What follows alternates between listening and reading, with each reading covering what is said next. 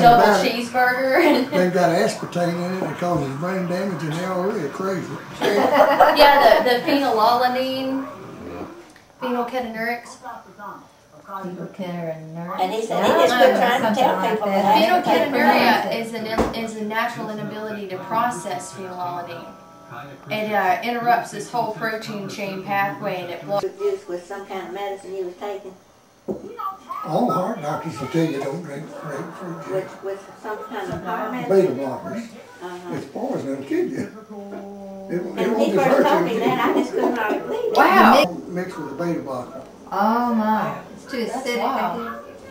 And I thought, well, that's the last thing you think, that grapefruit juice, it'll kill you. Good healthy glass of grapefruit. But you don't do that. Well, that's like this medicine when we went to Branson, I was taking Bextra 10 and Ultracell, opioid in it, synthetic opium. I said, my God, what am I taking here? You can get hooked on that. So I quit taking the stuff. I found out about oil a long time ago. I designed a fatty acid skimmer. They had some barometric condensers and it deodorized the butter, the oil, margarine, and it would drop down in this vat. And this stuff that was left over, they could sell it for soap if they could reclaim it, and it was going in the sewer. So they hired me, and I designed them a skimmer to save it. Really? And I was standing down there watching this stuff, and the birds would eat it, they'd just die. I hadn't eaten the oil since then. I asked him. Yeah, hey, I was the chief engineer over there. Oh my goodness. He told me that when I asked him. I said, let me ask you. She asked me tonight why I eat butter. I was surprised. He said, hydrogenated oils and all this other stuff. You ought to just be eating the butter. Because everything you do to keep yourself from getting that little bit of fat's worse for you. I think anybody that took general chemistry ought not to eat anything. Everybody who drinks diet-free, caffeine-free. You gotta be smart enough to buy it, you know. Yeah. But you know why you got hooked on that press, guys? Because at the county market, they had that one machine that sold Fresca, and it would come out with icicles in it. Yeah, some kind of nut. Yeah. When they were scratching their back. That scared me so bad I was horrified. And one night it was real bad weather, and they'd been down there hunting or something. We was duck hunting, and the lake froze over, and the road froze over, and we couldn't get out. And they told Charlie, said, we don't think we can make it. So he said, well, you can sleep here. I'll fix you up a bed in the cabin or wherever they stayed. He said, in the night, the whole cabin started shaking and everything. And they thought, yeah, we was laying there dead asleep, and the house started going, I thought it was a tornado, you know. Yeah, I'm taking off, running out the front door, got my underwear on, and it's snowing. I'm running out there. He said, it ain't nothing but the hogs scratching their back.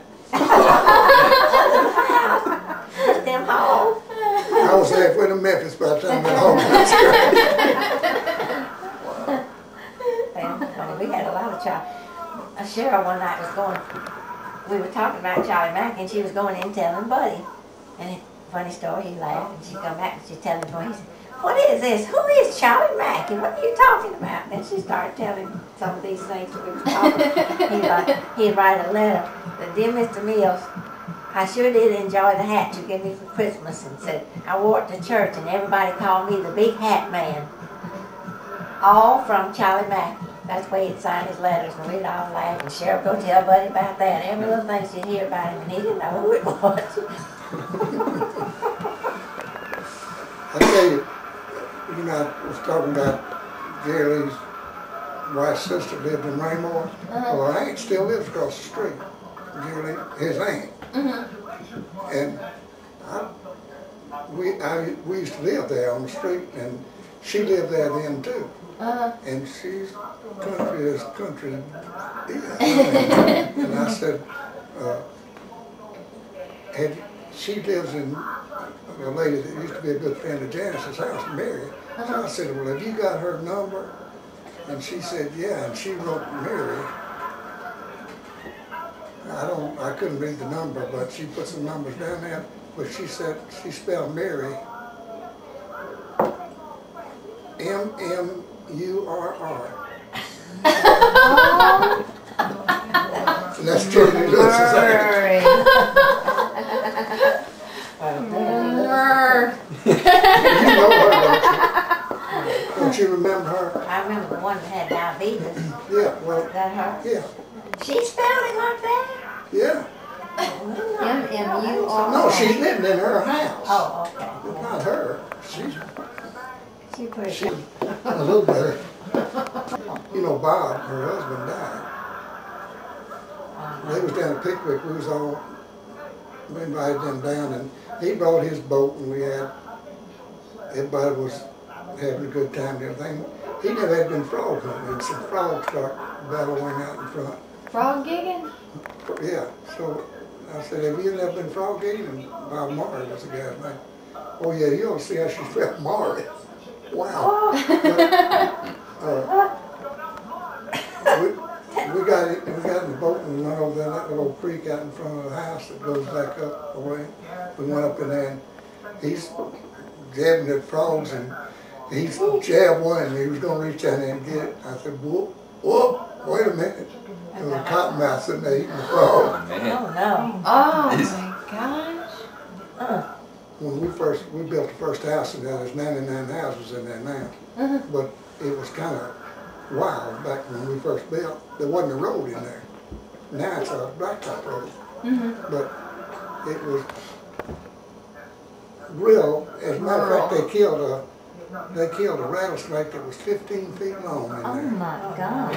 I never heard tell, and I know that must be a national Record. It's bound to be. Yeah, for a rattlesnake? Yeah, I've never- That's nuts.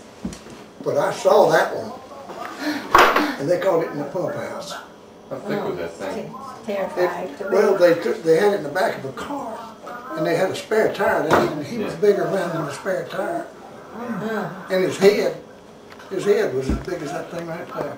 Oh my gosh. Well, you know, when, Poison snake has a real big head anyway, but that one had the jaws on that thing was that wide. well, what did they do? What did they do with it?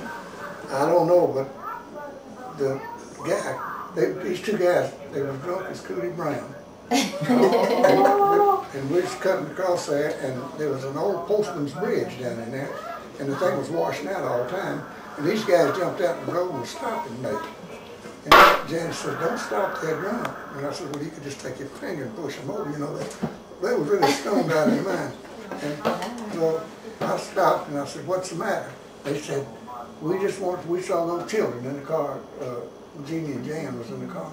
They said, we saw those children in the car, and we want to let you know there's some big snakes around here. And I said, well, I know it, you know, I've seen snakes. He said, you haven't seen one this big. I thought you drunken idiot, I've seen snakes big. He opened his car, and it scared me so bad I jumped by 15 feet. That thing was bigger around than the spare tire it was laying on. They had run over it, and drunk as they was, the other one said, back up and run over it again and hit the brakes. If they hadn't done that, they'd have never killed it. Wow. Oh, that's too terrifying. But I don't know how them two drunk guys got it in the trunk of that car. Yeah, really. It sounds like it'd be insanely heavy. Like carrying 4 or 5 dead bodies there. Well, you know, when they had that, Janice's brother, some of them had that lake out, and we went out to the lake they shared. And, Janice and Uncle Calvin or somebody too. Oh, that was out here by Memphis North. And what was the name Crawford's of the road? Lake. Their name was Crawford. What was the name of that road you went out to get to? Scheibler. Well, we went out there. And oh, what a wonderful place this lake is, and they own it together and this and that. And you said, you know where you're standing? I think you said there was a copperhead snake up there about an hour ago. I said, let's go home. I didn't think it was so wonderful. They filled that lake in and subdivided that. They own several hundred acres in there. But I was not ever very well much acclimatized with the Dago lake. Crawford's house is still there, and so is his son Bobby. His house is still in Well, there. what two uncles owned it? Brian and Dick. Brian Crawford and Dick Crawford. Was Brian Clara's husband? Mm-hmm. Clara was their aunt and Dick The is old folks very over at sweet. McWhirter. oh boy, was that the And hospital. there's a woman that, she's the best one over, she's a pro, she's the best one over there. She and I were the only ones that could hit the ball. I mean, it was ridiculous. But we was the only ones that could really hit hard enough to enjoy each other. Uh-huh. And she got rheumatoid arthritis. She Oh. can't hit nothing now. Well, The worst I'll thing be. is Bless he her heart. tell me William Schooler's got rheumatoid now. Who does? William Schooler, his friend. Oh, he does. Working on it. That's sad. He had a Airstream trailer for years, and he sold it and he bought a motorhome because he remarried after Margaret died.